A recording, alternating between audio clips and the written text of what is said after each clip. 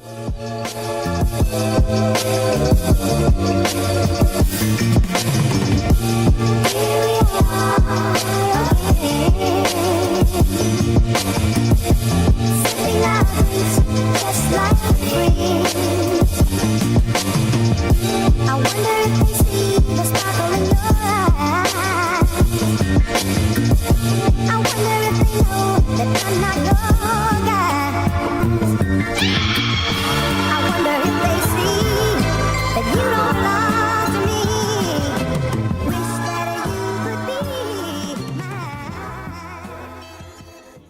right, rolling.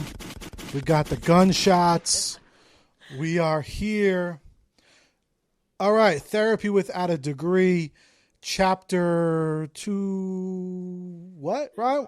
285? No, maybe 286. I don't know. Let's one of those. We almost to 290s. These 300s need to hurry up.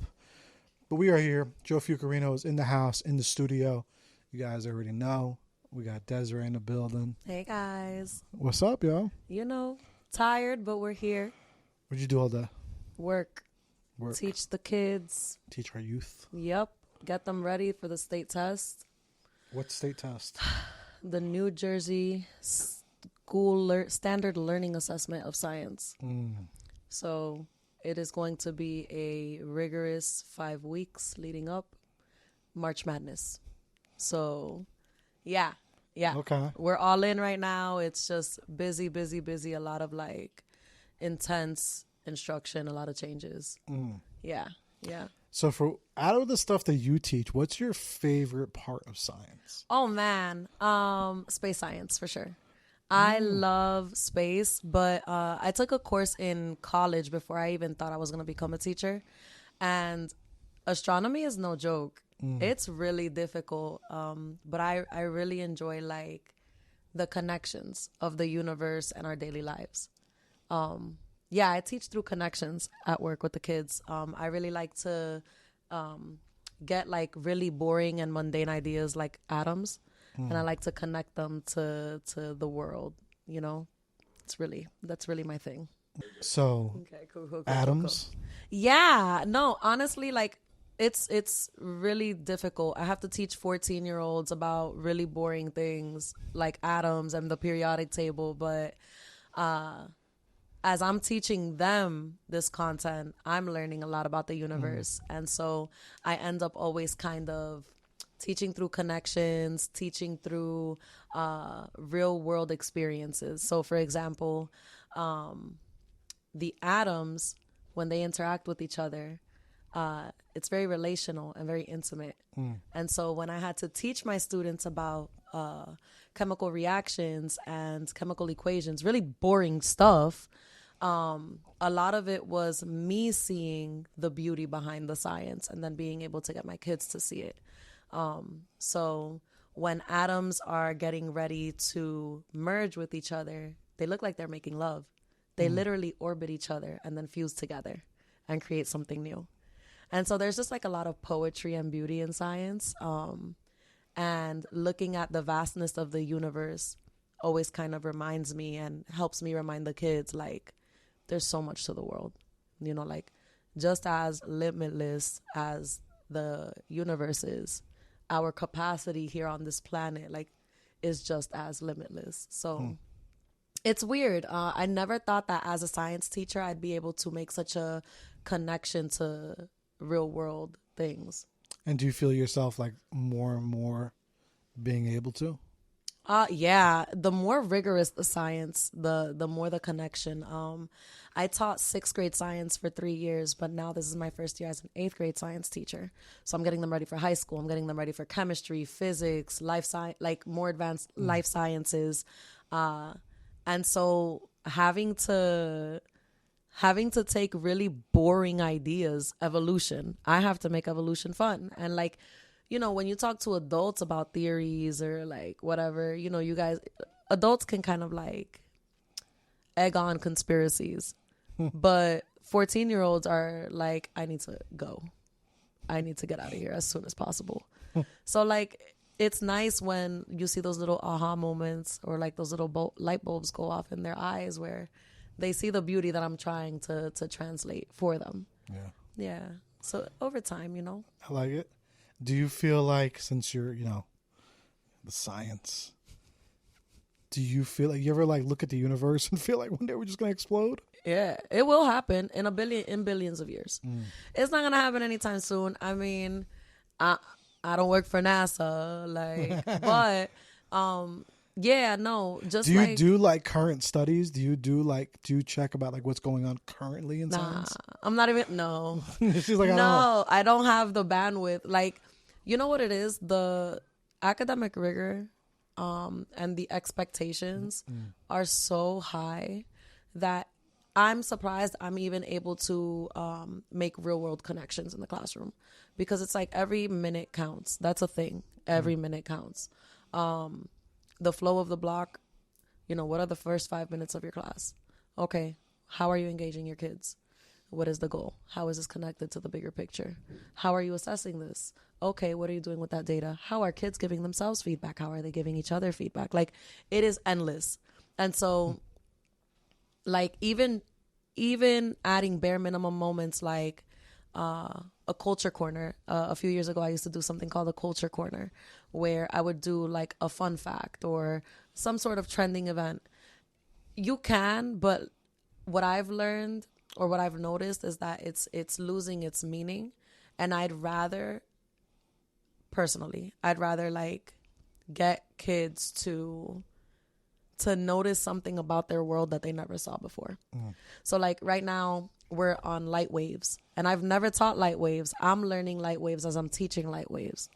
And something that I told them today was like, we can only see a very small spectrum of light energy that's around us. But we are constantly engaging with, absorbing, having passed through us a range of different kind of waves. Radio waves are constantly interacting with us, and we don't see them. So, it's just like, for the adults, I don't really bring this part. I don't stir the pot too much for the kids. But for the adults, it's like, well, what else is in the air? Like, what else do we have going on here? And it definitely opens my mind up. I wish I could have long, casual conversations about this stuff with the kids. But it definitely makes me think, like, if ever, God forbid, there was some sort of, like, attack, it's actually pretty easy to make it invisible. Like, it's really easy to... How so? So, like, not an expert, Joe. I might give you some good. misinformation, Joe. But, like... It's called therapy without a degree. Oh, yes. Know, There's no degree. I graduated college with a communications degree, not a science degree. Okay, there you go. Perfect. Yes. Right on brand. Okay. Go on, comms major. Pop, pop, pop. Let them know. Well, basically, like, okay, for example, radio waves, right? We are able to broadcast throughout certain boundaries because of radio waves. And these radio waves travel through buildings. They travel through metal. They travel through our bodies. So it's like, if something as harmless and low impact as a radio wave is able to permeate a space, then, I don't really know how gamma rays work, but gamma rays are very dangerous and are more contained. Gamma rays are emitted from the sun, and they have like a nuclear feature to them or characteristic to them. So when you think about how much we've been able to do with radio waves, it's been pretty significant. I mean, I'm pretty sure that people started thinking about Bluetooth and Wi-Fi because of what we've been able to do with radio waves and like what we've been able to do with satellites. But then on the other side of it is like, when you think about something as dangerous as a gamma ray that can produce cancer with quick exposure, that can be so destructive, it's like, well, scientists definitely have access to creating these things. And we've seen time and time again through historical examples like the bombing of Hiroshima and Nagasaki, what ends up happening when scientists are given military grade money and military grade access and then you end up having these terrible accidents that occur that aren't actually accidents. They're a penis swinging contest. Yeah. So, I want to know, random question. Are you religious? Yeah, I am.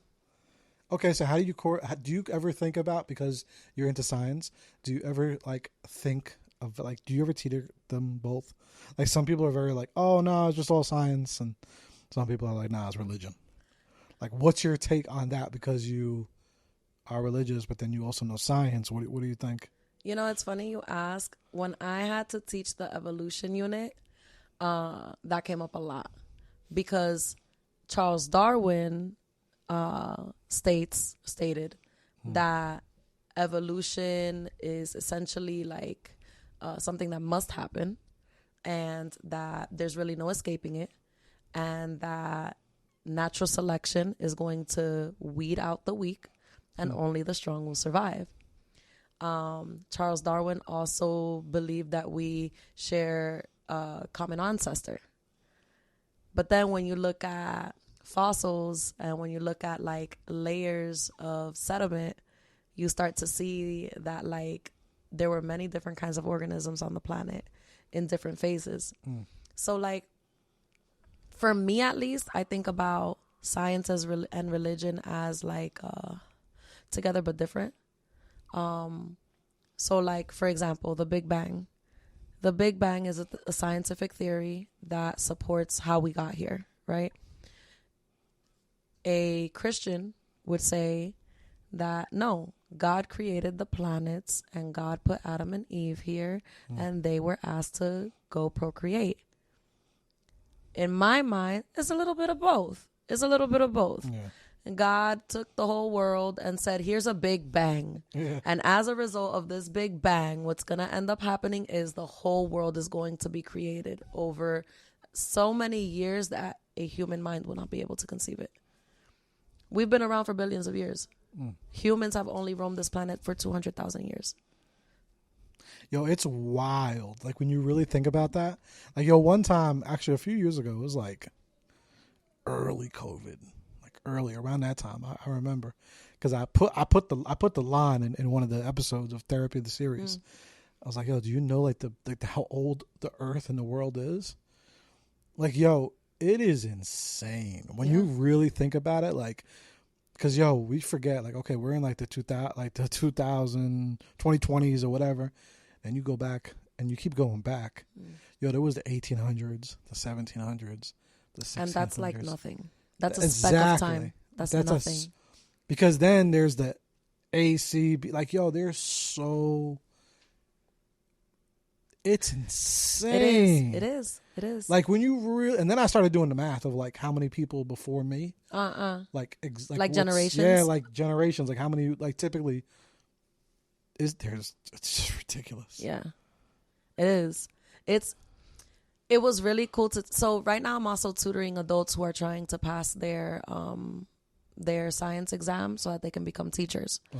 And we covered evolution, and we ended up veering off into like a 15-minute conversation because like they were just so fascinated by the fact that these different organisms were only around for certain periods of time. So like there are a lot of misconceptions. Like, for example, a lot of people think that dinosaurs were the first organisms to roam the world. Dinosaurs were around for a very small fragment of time. Like how long? 400 million years. God was like, nah. He's like, nah, dude, we can't have these no more. Yeah. 400 to 600 million years. And we're talking millions when in retrospect, the world's been around. Earth, not even the galaxy. Earth has been around for billions of years.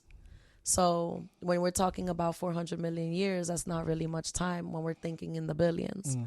And another misconception is that humans were around with dinosaurs. The Homo sapien didn't come until the end of the Mesozoic era. And the Mesozoic era is when we started to see the Ice Age and the mammals and things. Ice Age and mammals didn't happen during the same time as dinosaurs. So it's just like when you really start to think about how vast the Earth's history is, and you start to really like put pieces together, like yo, Pangea was really a thing, and like there's really evidence that the world moves around and evolves, and like there were so many species around on the planet that no longer exist, and we as humans are so entitled, thinking we're gonna be here forever, when dinosaurs roamed this planet, and the only evidence that we have are either underground or are birds. Right. You know what I'm like, and we're so entitled as humans to think that like we have an eternity. It's crazy. Yeah, it really is when you really just think about it, and especially how it's like you go outside, and it's like, yo, you know how long, like even the most simplest thing is like your trees on your block, like you know how long that tree has been there, longer than you. And it's crazy because, like you said, life just goes on. People, you know, they wake up, and one day they don't. You know, like that process is just really, really insane. It does mind boggle. We could have a whole fucking science. No, listen, man, I will nerd out with you because Joe, I think it's so cool. It's really trippy, man. It is like when you start realizing that like these eras, like capture millions of years at a time. And then you realize that humans, the earliest species of humans, we're talking like hunchback cavemen. That was 200,000 years ago. Yeah. That wasn't very long ago. And then you think about like the Industrial Revolution and civilization. That's like a second of time, like in comparison to the development of the earth, the development of the universe. It's crazy to me that people think sometimes that like it's all lies. People think that it's all built on lies, that it's all government-fed information, all of it. Like, how are you going to have an entire field of study that is based on observation and fact? And there are people out there who will be like, nah, the government planted all those ideas. Science is fake. Yeah. What? Yo, what's Javi's conspiracy theory on it? What do you think? Javi probably thinks the earth is flat. I think people who think the earth is flat are just like simple-minded. Oh, because like there's like, but there is a larger.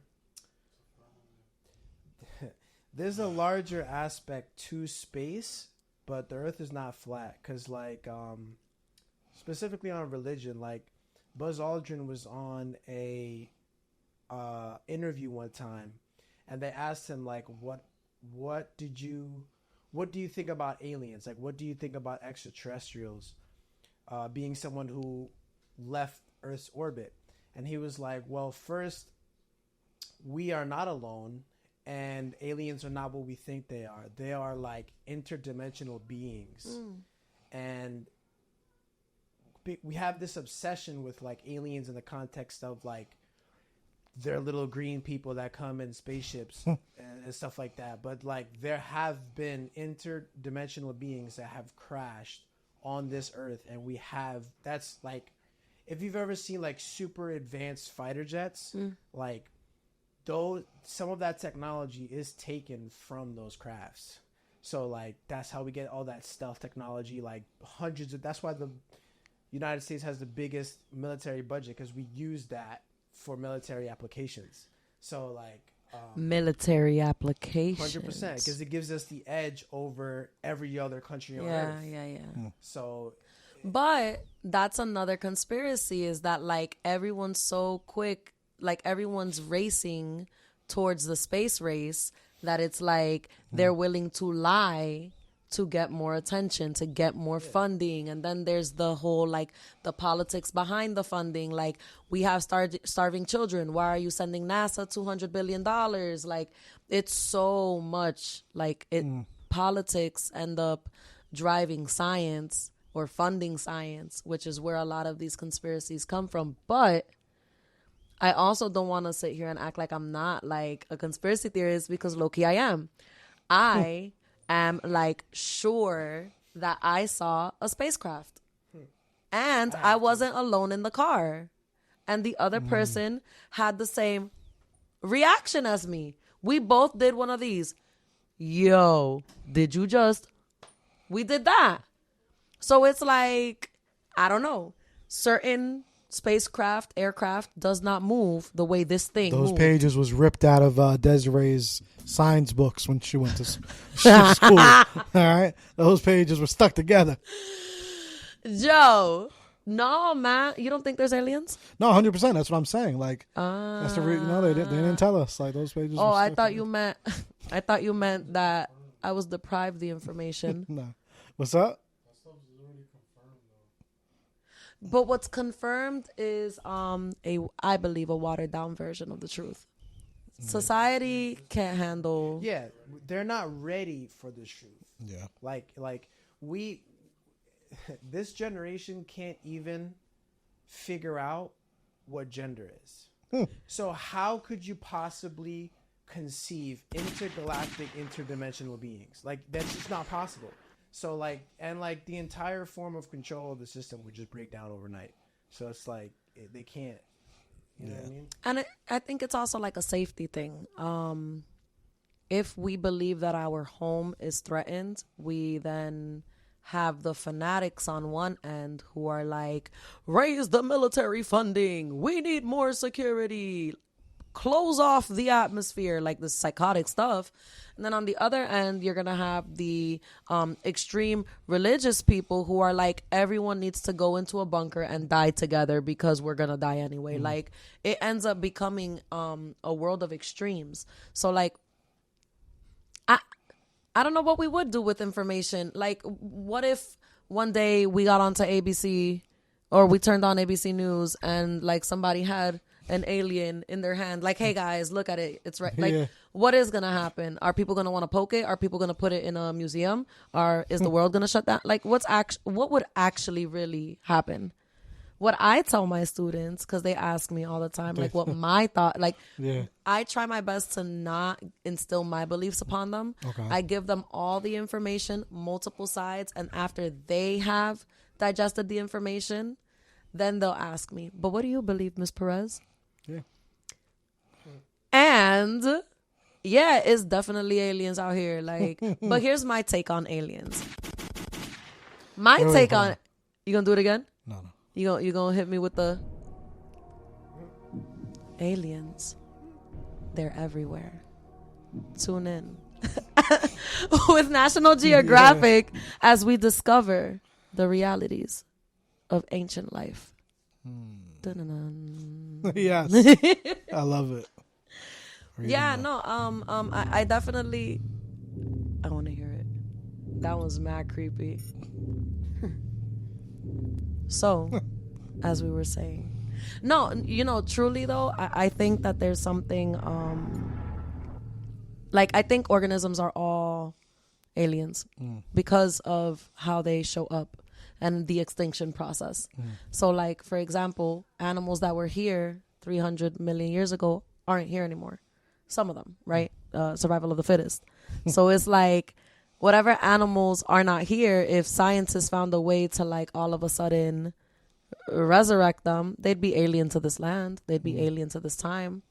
New specimens are always being found in the oceans, which haven't even been fully dug through yet, haven't been fully researched. And so somebody once asked me, and I'll ask you, Joe, actually, I'll ask you this question. What are you more afraid of? Are you more afraid of the ocean or space, and why? That's a good question. I would say my first answer was going to be space.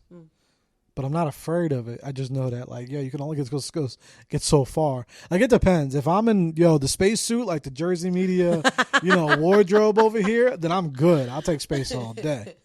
You know what I'm saying? But it's like, once you go into space, like, you're going to die. And the ocean is just like common knowledge. Is it?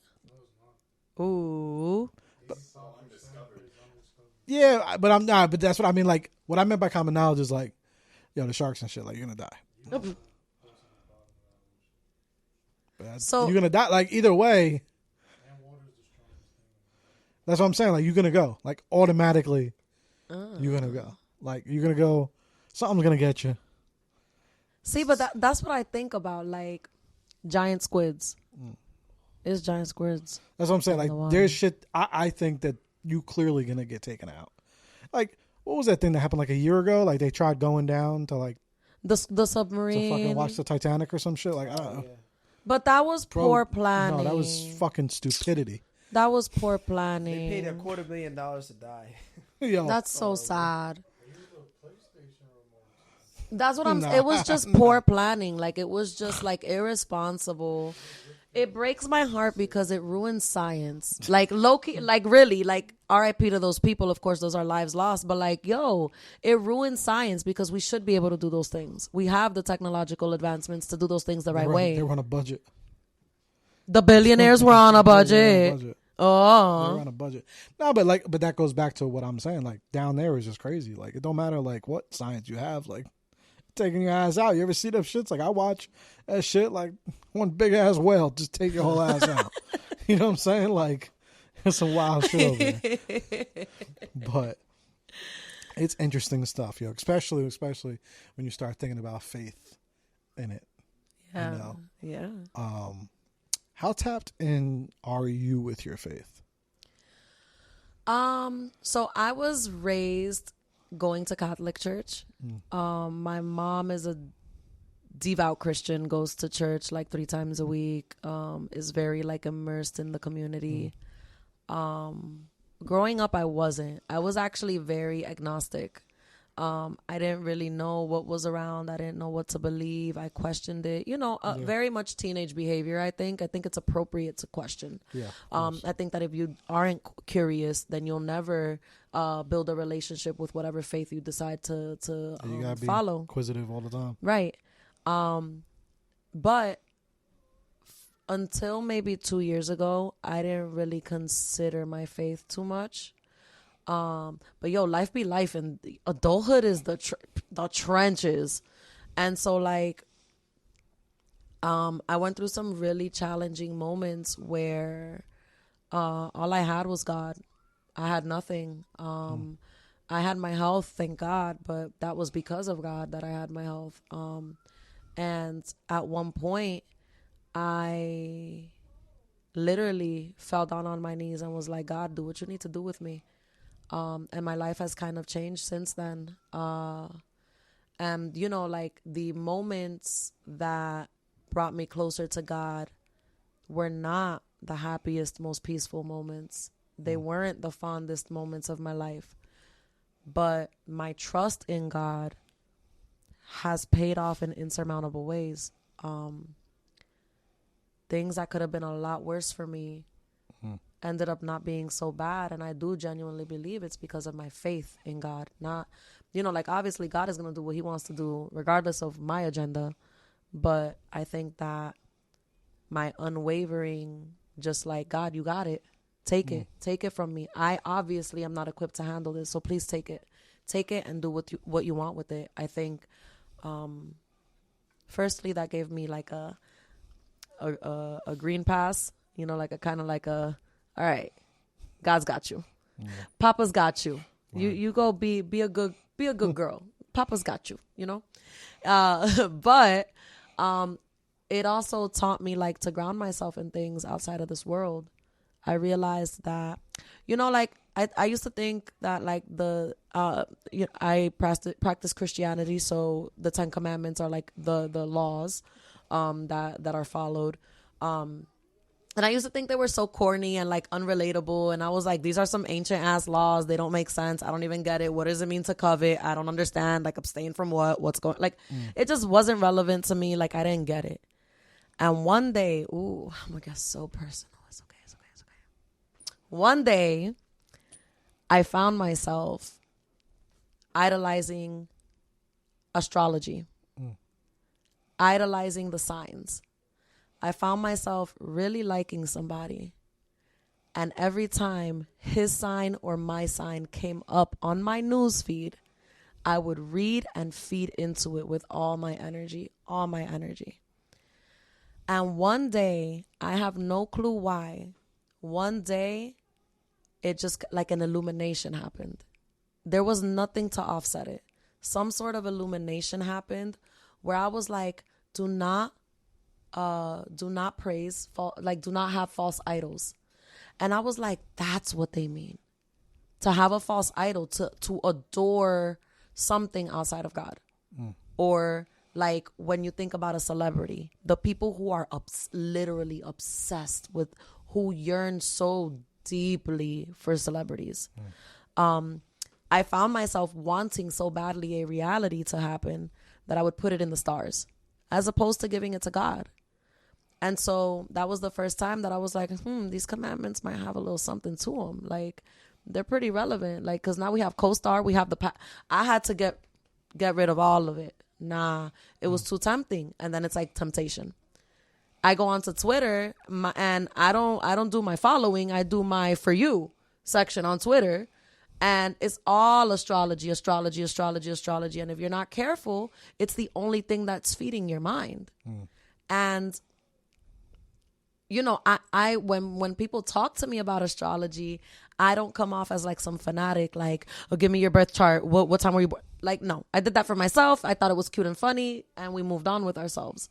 But when I began to realize how subconsciously what I was believing was affecting my actions, I had to take multiple steps back and be like, whoa, I'm giving this thing a power that it does not have.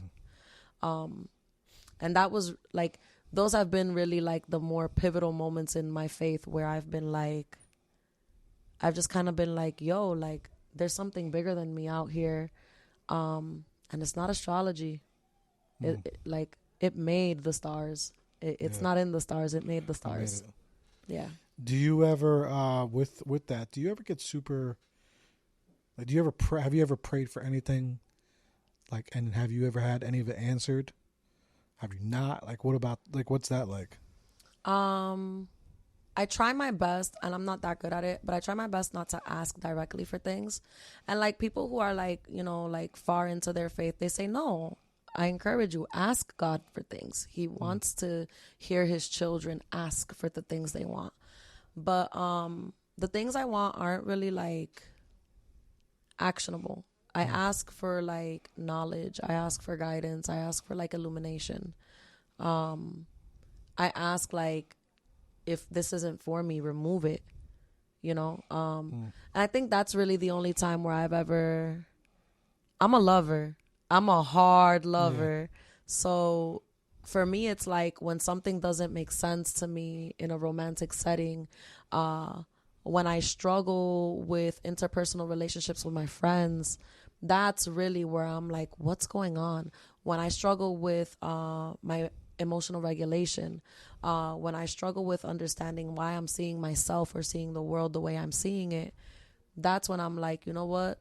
Lean not on your own understandings. You know, like, I am not a God. I am not meant to have all the answers. I am not meant to walk in perfection. Yeah. You know, so why even try? That's not. I'm gonna do what I'm here to do, and that'll be enough to leave a light on the world. I genuinely believe that. 100%, as you do. Yeah, as you do. Thank you. As we do. Yes. Pew pew pew pew pew. Gunshots. Okay. I asked that because I'm actually one to say, pray for what you want. You know, talk to God, and you know, it's crazy because it's also like, it's funny how you mentioned like astrology and like people like be like, oh, you manifest things and stuff like that. For me, it's more of just like being very, you know, like personable and being very real with God and having that faith. But what I learned over the years, at least just with me and just, you know, from other, you know, preachers and stuff like that, and I never heard about it.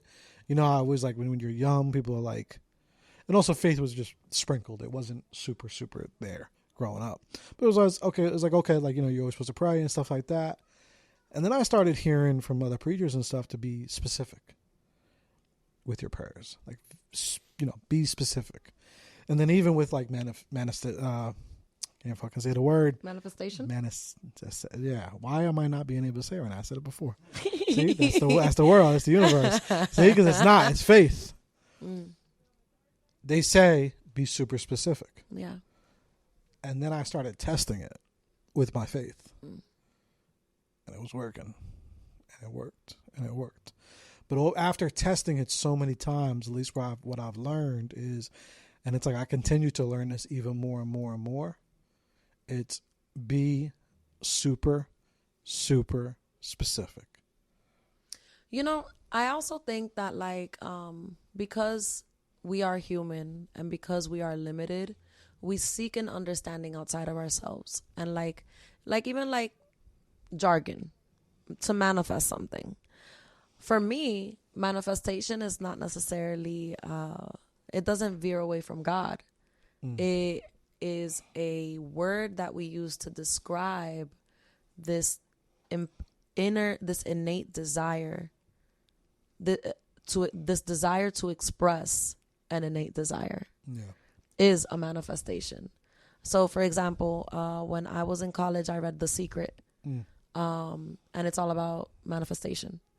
And it's not a spell book, you know. It's literally mind to matter. You think about something enough, you obsess over it enough, you work for it enough, you have it at the top of mind, and eventually it's going to show up. 100%. That's really manifestation. Now, the spiritual gurus who want to make money off TikTok be like, let me read your card. This is what you about to manifest. That's real different. That's different. That's not rooted in faith at all. But, you know, sometimes I think that we as humans, we get carried away with like labels and like jargon and what does it really mean? And, you know, like energy. I am a science teacher. I'm going to talk about energy all the time. Word. But if I talk to my mother about energy, she's going to be like, you mean God?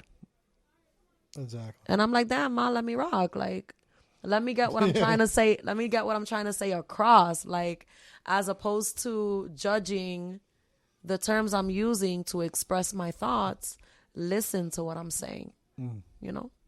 Yeah. And then it's like, however you see it, like whoever's like listening or watching, like however you see it.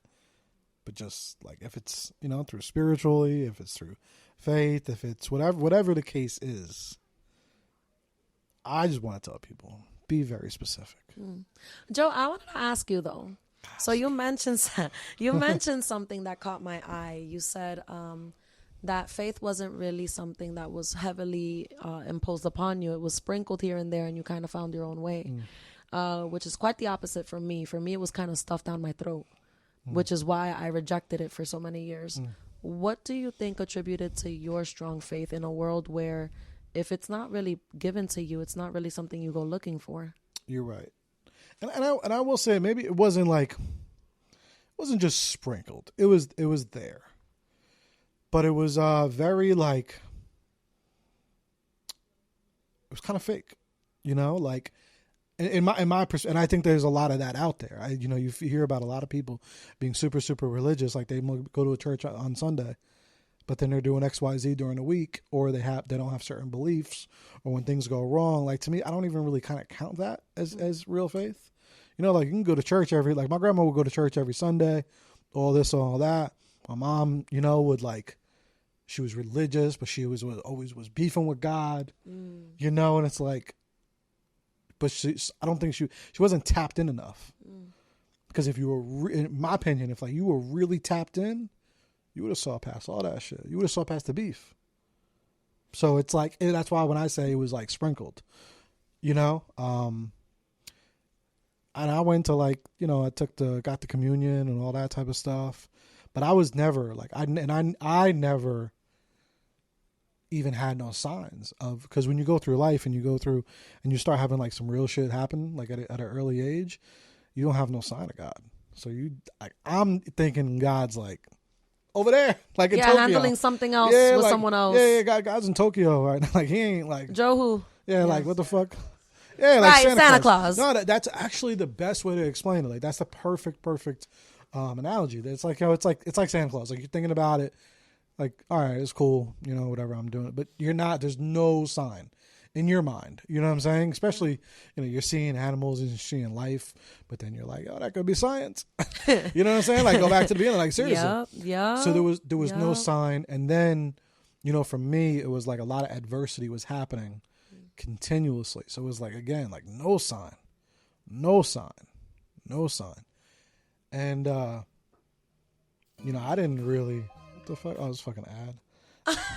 Fucking, that's God. See, he's like, That was nah, God. I'm That here. was God. That It's was like, nah, God. I'm here. Now, so what woke me up and was Eric Thomas. You know, Eric Thomas, one of the motivational speakers. You know, and it was crazy. It wasn't up until not too long ago. It was like 2017. You know, it was like I was going through probably one of the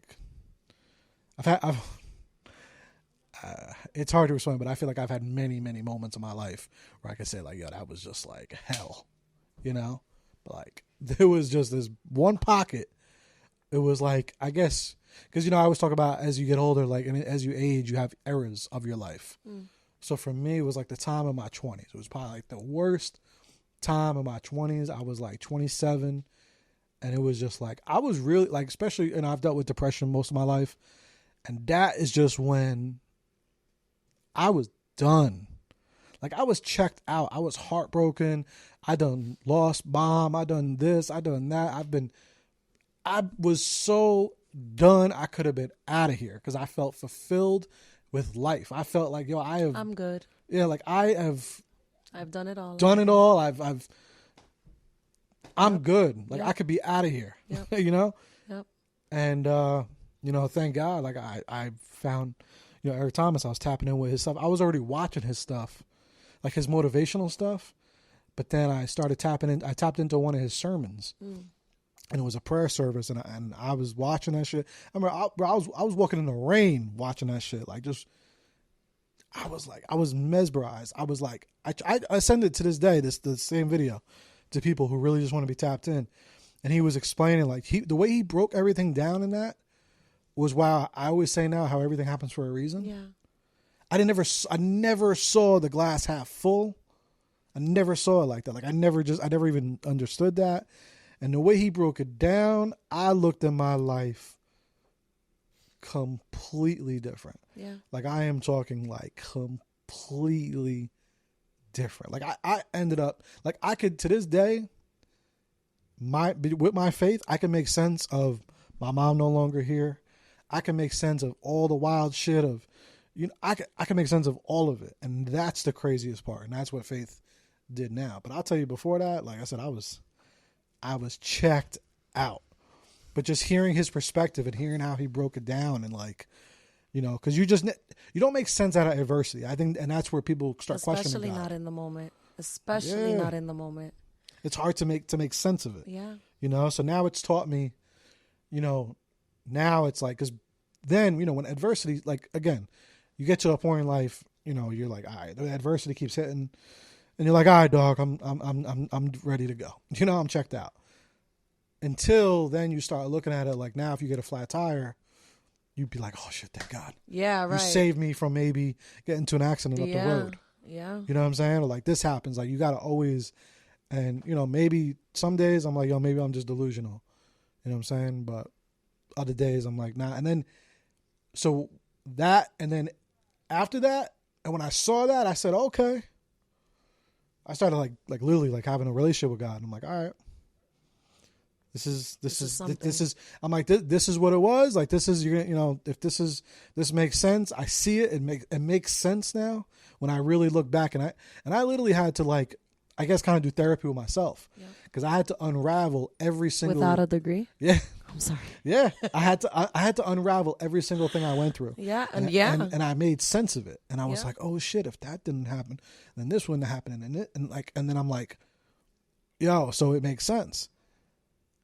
And then the more I was tapped in with God, the more faith I had, and the more he started answering my prayers, and then I started being specific, and you know, he started granting things, and it's gotten pretty scary to where now, like, you know, we have a relationship that's fucking amazing. Yeah. But in that process, though, I've still learned be super specific. Because you could ask for, like, yo, you know what I'm saying? Like, you could ask for some things. You could ask for love and then get someone that's obsessed. You know, you could ask for, like, a fucking home and it being fucking, you know, Tokyo. Like, you could just ask for things, you know, or like they'll show up. Yeah. Or like you could ask for someone to come into your life, but they could not going to be shit. You know, like ask them, like, yo, I want, like, yo, you see someone that you want in your life? Like, you see a girl or a guy that you want in your life? and then you start having that faith, like, yo, bring her. I want to meet. No, I want her to be my wife, and I want it to be healthy. I want us to have. Like, you got to be so specific, because I've tested and I played. It's like playing games, just like I do with business and social media. And all that, I do that shit with my faith. I tested shit. Like, I did that shit with this apartment. I was like, yo, that's down to the center of the town. I had because that's when I started learning. I started learning, like, oh, you got to be specific, Joe. You got to be specific. So I was like, like I said, I was that tapped in with my faith, to I was like, yo, I want to be able to work out of my fucking home. I want it to be in this part of town. If I lose a job, I could go walk to get it. Like, all those little things. And the more I started doing that, it started making sense for me. But still to this day, I still sometimes miss specifics. And it pissed me off the other day. And it pissed me off the other day too. Ryan knows what I'm talking about a little bit. He could probably figure out where I'm getting at. It's like, yeah, you got it. You pray for it. Yeah, but it's like you didn't write down the full bullet points. You missed it by just this much. You missed a couple bullet points. Yeah. But, I also think that in itself gives us information. So, like, for example, when I was 15, I was in a really emotionally abusive relationship with someone who lied about his age. And I was 15. My brain wasn't fully developed. I didn't really know what was going on. And he was very manipulative. He isolated me from my friends. He conned my family into believing his lies. He was a really terrible person. And he got me pregnant when I was 15. And I was so mad at my mom when she told me go get an abortion. And I cursed her faith. I said so much to her. I was like, I can't believe you. I thought I was safe telling you. Yeah. Now, granted, I'm pretty sure if I was a parent, I would have a very similar reaction. You're a 15-year-old baby. But at 15, being influenced by a 20-something-year-old man, I'm not thinking straight. And for years, Joe, like because of that pregnancy, I stopped martial arts. I'm a first-degree black belt in Shotokan. I was known and recognized in New York for tournaments. I was in it for years, for 12 years, passionate. I was set up to take over my sensei's dojo when he was ready to move on. My boyfriend at the time was like, no, you're pregnant. You can't do karate. It's a risk for our baby. I completely stopped martial arts. I had no friends. My family didn't tolerate me. They just thought like I was a little loose slut. And when my boyfriend at the time found out that I got the abortion, his entire family said to me, you're a baby killer. You're not welcome here. So I was the epitome of alone. And the depression I felt during that time completely broke me. I was alone. My godmother was the only person who checked on me. And she called me and was like, honey, are you okay? Are you depressed? And she said, as a woman, I'm going to tell you, I've been through this and I know how it feels. And if you're depressed, we can talk about that. Do you need anything? Do you want me to talk to your mom? Now, God bless my mother. She's grown a lot. She's grown a lot over the years. But my mother then, a few days later, came into my room, stormed in and said, you depressed or something? And I said, no, Ma, I'm fine. Okay, close the door. And it was never brought up again. Now, it's unfortunate that this is a common scenario. It's so common. It's so common. And the reason I bring that up is because at that time, I did everything in my power as a 15-year-old child to fight for my baby. Not understanding anything about the world, only understanding what I had perceived up until 15. I had the school nurse of a public school advocating for me to keep this baby, and that if my parents kicked me out of the house, she would find me a foster home to go to. Yeah. That was the extreme alternative in this adult's mind. This adult who could have been a safe haven in one way became a safe haven as an extremist. And my chemical composition, my mind was completely traumatized after that. And I remember coming home after the abortion and thinking to myself, like, I can go now. And I was still like coming down from the anesthesia, and my dad's driving, talking about, you know what, I hope you've learned your lesson now, you stupid girl, you stupid girl. And like, all I could think about was, I'm gonna jump out of this goddamn car on the FDR. Like, I'm done. I'm done here. And I couldn't for the life of me understand why God would let me go through something like that. I couldn't for the life of me understand why God would put this man in front of me, why God would allow my parents to handle me the way they did. My father wanted to do it on the low. My father wanted me to think that I was going in for a checkup, and he wanted them to illegally, like, put me down and do an abortion, which is it's psychotic. It's psychotic. Yeah. And for years, I struggled with why is this happening to me? Why am I like this? Why does God allow for these things to happen? It wasn't until I became an adult that I realized, first of all, thank God I didn't have that psychopath's kid. That's first and foremost. Thank you, God, for that. That was an answer, a prayer that was answered. And on top of that, it was like, how would I be equipped to educate little black and brown girls? How would I have the tools to navigate little girls like me if I didn't have it? And I truly, people talk about like abortion is so taboo. Abortion. I'm not afraid of the word. I'm more afraid of the little girls like me who go through what I went through every single day. Every single day. I didn't lack food, thank God. I went to school. I didn't lack clothing. I had proper aftercare after school. My grandmother took care of us. I didn't lack anything. But I wasn't properly nurtured, and I wasn't properly guided. There was nothing instilled in me. I had to look from external places. And it wasn't until I started looking in God, and it wasn't until I started really looking at my situation as a blessing for other people, that I was like, I have something big in my hands. Like, God, it's true. God does give his best soldiers the toughest battles. But why wouldn't he? You're his best soldier. Yeah. The things you're going to do in the middle of that field are going to change the trajectory of history. And I firmly believe that. Like, with every bit of me, I never knew when I would talk about it. I never knew when it would come to fruition. But I genuinely believe that all of the experiences that have happened to me are so that I can rescue girls that were like me. And I wouldn't be able to get there without God's mercy, without his guidance, without his hand protecting me. Because things could have been worse. Yeah. Things could have been really, really, really bad in a lot of times in my life. And you do that already every day. Every single day by the way you are, because it has built and it has shaped and shifted your character.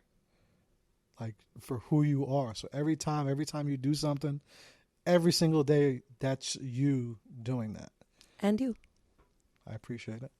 Because, yeah, we like you said, it's soldiers, you know what I'm saying? Like, at the end of the day, like, you overcame that, you've went through it, you're still going to, as we all are, where it's going to, we're going to heal through it. We're going to grow through it. We're going to learn from it. And again, though, it's like, why did I go through this? It's again to help so many other individuals in any type of ways that we can, even just through compassion. Like, that right there just teaches so much compassion that sometimes you can never get from anywhere else. You can never. And it's like just that simple, alone compassion. You could be saving so many individuals on a day-to-day basis by the way you treat them that you probably have never even known about. There's people that you're probably saving just by your smile, by the way you are every single day, that you will never even know. But that's all probably based on that situation, because if it wasn't, It wouldn't have molded you. You might not be who you are today. You know, so. It reminds me a lot of the conversation we had last time when I was on with Ryan about creating safe spaces. I think we're really afraid as a society, maybe even as a species, like we're really afraid of vulnerability, and we're really afraid of difficult conversations. Yeah. I make rooms uncomfortable when I talk about abortions, and I'm okay with that. Yeah. Like, people need it has to be talked about more. Like, it's so common. It is, and that was, you know, if you didn't yet, check out the first episode of our web series. That was one of like the most important topics that I wanted to element into that. We threw it in one of the episodes. I'm not gonna say too much, but it's like, because it's so, people don't understand how much it happens. Yeah. But we do have to end. We got to wrap. We got some individuals got to head out. They got moves. They got shaken. You know, God soldiers. Always moving, baby. Soldiers got to go into play. Absolutely. We will pick this up soon. It's always lovely. Thank you so much for coming on. Thank you, Joe. This was amazing, for real. Thank you for just being you. You know. Thank you. Never ever stop. Keep that faith. Hold on, where are my gunshots? Keep that faith. Keep believing no matter what. Don't ever stop. We'll see y'all. Don't stop believing. I love that song, yo. Joe. I love that record. Give me fucking. Oh, look at that shit. Boom. That was beautiful, Joe. You almost have me shedding a tear, yo. Yeah, you and I both, man. Damn it, I'm such an emotional wreck all the time. I want a hug. I love you, Joe. Let's go.